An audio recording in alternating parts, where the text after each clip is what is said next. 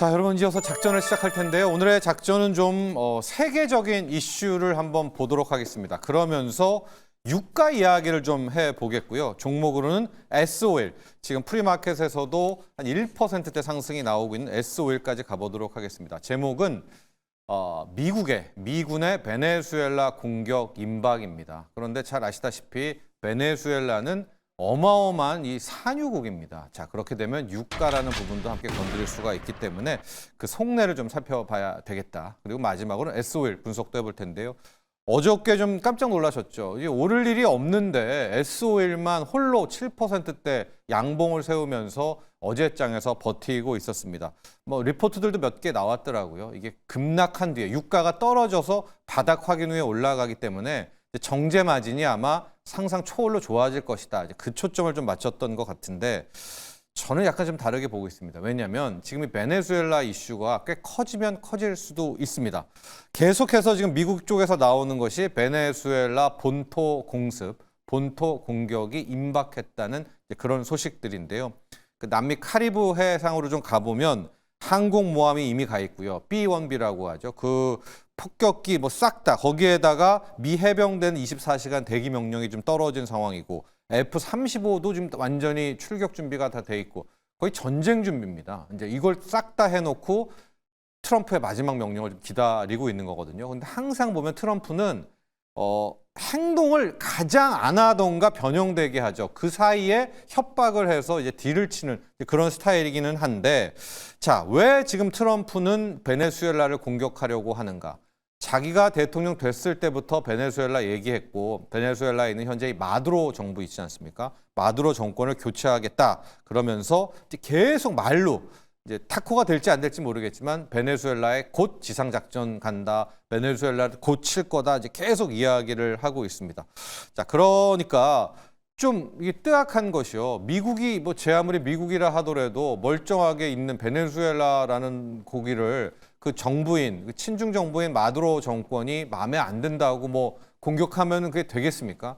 명분이 필요한데 지금 트럼프가 잡은 명분은 마약입니다. 이 마두로 정권과 베네수엘라가 마약 카르텔의 실질적인 수괴다. 그래서 내가 미국인을 보호하기 위해서 지금 마약을 미국에 공급하는 저 베네수엘라를 쳐버리겠다라는 것이 지금 이제 트럼프가 베네수엘라 공습을 하게 된 목표인데요. 실제 미국의 DEA라고 하죠. 마약 단속국이 세계 코카인의 24%가 베네수엘라를 경유한다. 뭐 이렇게 이야기를 하면서 약간 이제 트럼프를 뒷받침을 해주고 있는 그런 상황인데요. 다 알고 있죠, 세계는. 이게 정말 마약 때문에 미국이 베네수엘라를 공격하겠습니까? 그럼 뭐 때문이냐? 첫 번째는 원유고요. 두 번째는 친중, 이 중국이라는 이 두 가지 키워드 때문에 저 베네수엘라를 치게 되는데요. 이 베네수엘라는 널리 알려진 원유 매장량으로 세계 1위 국가입니다. 자, 표를 한번 보시도록 할까요? 이 베네수엘라가 매장량 1위 하실 텐데 맞습니다, 여러분. 매장량으로 따지면 지금 완벽한 1위이고요. 사우디아라비아보다도 많습니다. 우리가 사우디아라비아를 매장량 1위로 알려져 있는데 중동의 1위가 사우디아라비아죠. 이 오페크에. 베네수엘라가 실질적인 1위입니다. 캐나다, 이란, 이라크. 이라크도 못지않은 매장량인데 실제 생산량, 저거 뭐 수출량으로 보시면 될 것 같은데요. 저것도 잘 모르셨을 수 있죠. 수출과 생산을 가장 많이 하는 나라가 미국입니다. 그 다음에 사우디아라비아. 저 1, 2위들이 우리의 이제 상식과는 조금 떨어지고 있고요. 3위에 수출, 이 생산량에 러시아가 있지 않습니까? 그래서 지금 트럼프는 저 러시아 원유 쓰지 말아라. 이제 그래서 뭐 인도라든가 중국을 이제 태클을 걸고 있는 그런 건데, 저 베네수엘라 원유 저것 때문에 베네수엘라란 나라가 지금의 베네수엘라가 된 거일 수도 있습니다. 왜냐하면 이제 그 전에 지금 마두로 이전에 차베스 정부 때부터 본인의 땅에서 석유가 엄청 많이 있고 또 양질의 석유입니다. 베네수엘라가. 그러니까 나태해질 수밖에 없죠. 자원의 저주 뭐 그런 나라가 베네수엘라가 됐고 자연스럽게 이제 뭐 나태해졌고 베네수엘라의 뭐 살인적인 하이퍼 인플레이션이 나오고 그래서 저 많은 원유가 땅에 있음에도 불구하고 자기네 기술로 자기네 돈으로 저 원유를 유전을 개발을 못합니다. 그래서 우리가 마치 이제 망해가는 나라의 표상으로 베네수엘라 따라간다. 뭐 베네수엘라의 막 젊은 여성들 다 막 매춘으로 가게 되고 이제 그런 참혹한 나라가 된 것이 저는 자원의 저주 때문인데 지금 문제는 이 원유가 이렇게 많으니까 유일하게 남미에서 브라질도 말을 안 듣지만 베네수엘라는 전통적으로 미국의 말을 안 듣는 이제 그런 나라가 된 건데 특히 이제 차베스 다음에 마두로 정부 같은 경우에는 가이아나라고 하는 옆에 인접국이 또 하나가 있거든요. 여기가 안 그래도 베네수엘라도 원유 매장량이 많은데 이 가이아나라는 소수 국가인데 여기도 또 대규모 심해 유전이 또 개발이 된 거예요. 여기를 공격하려고 하고 있으니까 완벽하게 이 베네수엘라는 원유에 있어서 그야말로 이제 왕관, 킹이 되는 이제 그런 건데 그래서 항상 미국은 이 석유에서 저렇게 독립을 해보면 남미의 장악력이 떨어질 수 있다는 겁니다. 이미 브라질은 트럼프 말을 안 듣잖아요. 근데 베네수엘라 이쪽들이 싹 빠지게 되는 이제 그런 거기 때문에 지금 마두로 정부는 어떻게 해서든지 트럼프의 눈을 피하기 위해서 친중으로 가고 있는 그런 겁니다. 자, 그래서 이미 중국도 남미 쪽에 대규모 투자를 해왔죠. 그러면서 하는 말이 베네수엘라한테는 특히 우리한테 석유를 줘라. 내가 차관도 주고 뭘 다 줄 테니까 너는 나한테 돈으로 안 갚아도 되고 석유를 갖다 줘라라고 해서 일명 석유 대출 모델을 중국과 베네수엘라가 짝짝꿍이 된 겁니다. 그런데 잘 생각해 보시면 이제 미중 경쟁에서 미국이 앞서도 말했지만 석유 수출량 1위잖아요. 근데 중국이 뭐 여러 가지 원자재가 있다고 히토류가 있다고 하지만 석유 부분에 있어서는 대안이 없는데 이 베네수엘라를 완전히 자기의 오른팔로 끼게 되니까 중국은 이 석유 에너지 걱정을 전혀 할 필요가 없는 겁니다. 자, 그래서 이제 트럼프가 마약을 빌미로 삼아서 이제 베네수엘라를 치게 될 텐데요. 근데 지금 왜 선뜻 바로 공격을 못 하느냐? 이제 여기서부터가 오늘의 투자 아이디어입니다. 딜레마가 있는 거예요. 왜냐하면 베네수엘라를 치죠. 뭐 원유도 빼앗고 그 자기네 뭐 쉐브론 같은 데 보냈잖아요, 미국에. 그다음에 친중 정부도 끊어냅니다. 중국도 고림시켜요. 근데 이런 유가가 100% 오르지 않습니까? 유가 폭등합니다. 그럼 유가가 폭등하면 물가가 상승할 수밖에 없고 그렇게 되면 지금 금리 인하인데 금리를 동결할 수밖에 없는 트럼프의 반값 유가가 날아가 버립니다. 그래서 어떻게든 지금 베네수엘라를 치고 싶은데 지금 계속 기다리고 있는 겁니다.